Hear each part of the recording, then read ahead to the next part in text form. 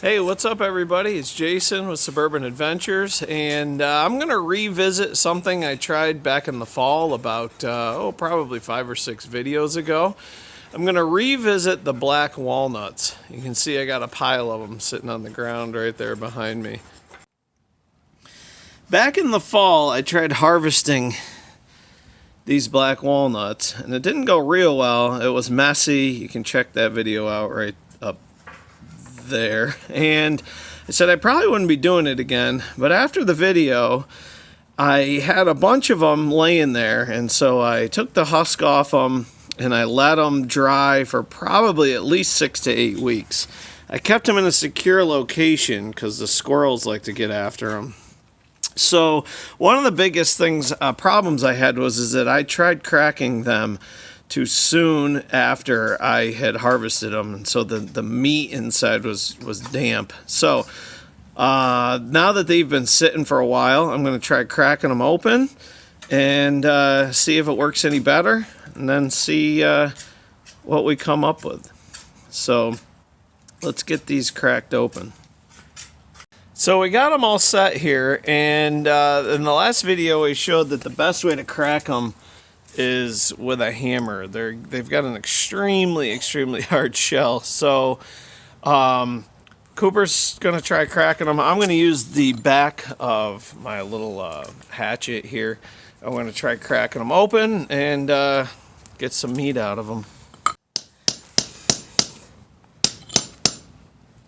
There you go. There we go. Hold on, can I try to do it? Yeah. Let's see. How do you do it? You hit the pointy part. Yeah, hit the pointy part of it. Right here? Yeah.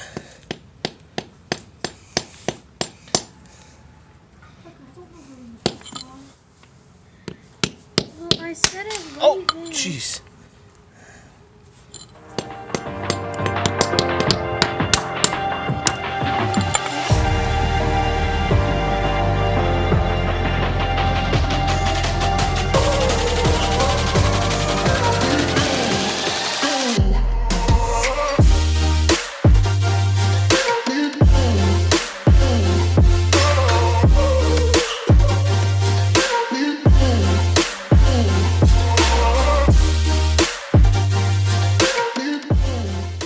That shows you how hard they really are. You can't crack them with a regular nut cracker because they're so thick. If you look at the inside of it, this is the problem with them.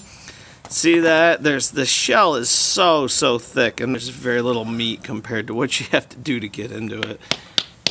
Unless you're a squirrel. Squirrels can crack into these nuts like nothing. Alright, we got them half of the hard part done. We got them cracked. So here's the mess right there. Now we got to try and get the meat out. So this one's got a nice big chunk right there. So I think I'm going to try and... There, that's a nice piece. Use a toothpick to try and pick this out.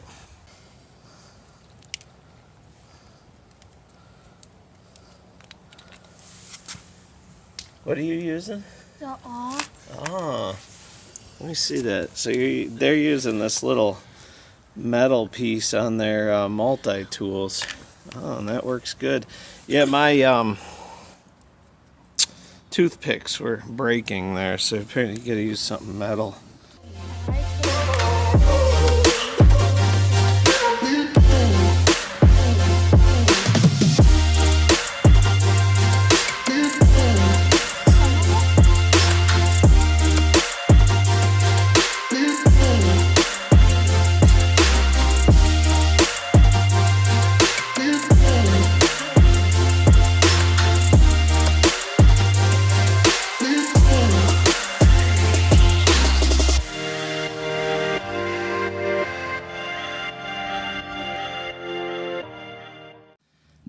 So I just want to show you for a minute what we're discovering is if you split them in half like this, There's quite a bit of meat that's buried down under that little piece where you can see there. So, Like yeah, that. like that. So if you go ahead and break it again, You'll find see, a little bit. there's more buried down underneath in there. So it kind of helps to break them up into smaller pieces. Yeah, Hooker, look at that one. that's a nice piece. Oh, it's still coming out. The key is to just keep splitting them because there's a lot of hidden chunks back in there like that. There's actually more in there than more meat than I thought. See that? Like that. Like that. Yep. Some nice pieces. So we had probably, I don't know, 20. And we've got a decent amount, obviously. Enough to add into some cookies, which I think is what we might try.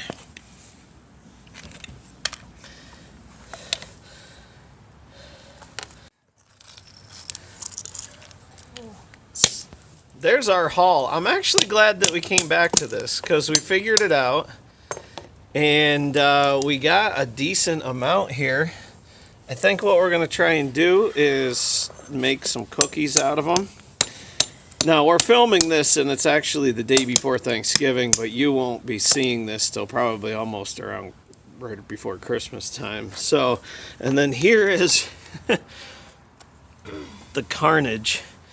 There's all our shells, and we probably had less than 2 dozen. So, I mean, obviously, if you want a big, huge pile, you're gonna need a lot of them. But I'm kind of glad that we did this. It was fun. We figured something else out. Now, I have heard that these are good for kindling. We got our fire going here. I'm just gonna see what happens when I set them on there.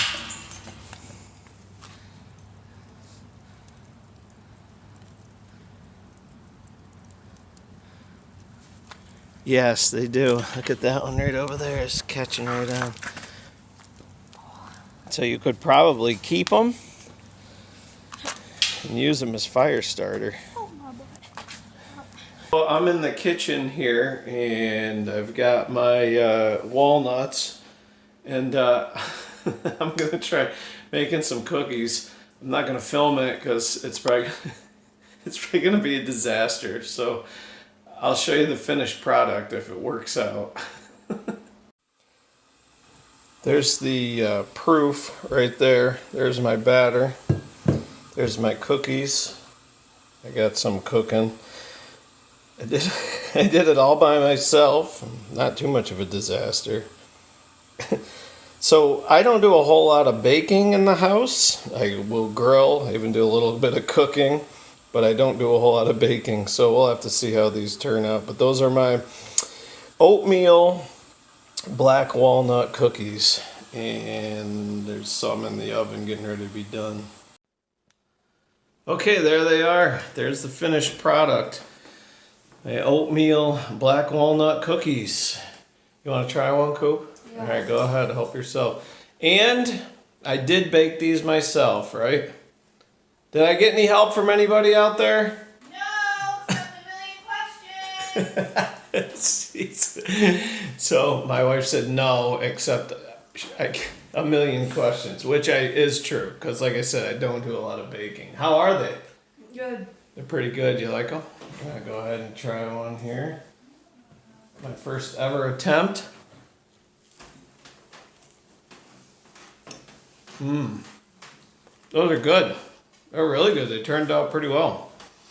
Those black walnuts have a very strong taste to them. It's almost a sweet, and it's perfumey almost too, but it's good. It's good for bacon. Was that a success? Mm-hmm. Yeah. Tucker tried one before. He didn't care for it. He doesn't like the black walnuts. But everyone else, what do you think? Were they good? So yummy. Successful. Chewy likes them too. Look, he's trying to get my cookies. So, thanks for watching. I'm glad we revisited the black walnuts because we figured some stuff out. And it was fun. I think we might do it again next year. What do you think, Hope? Yeah. So if you're not a Suburban Adventure subscriber, you can go ahead and click subscribe right there. Check out more of our videos up there, and we'll see you next time.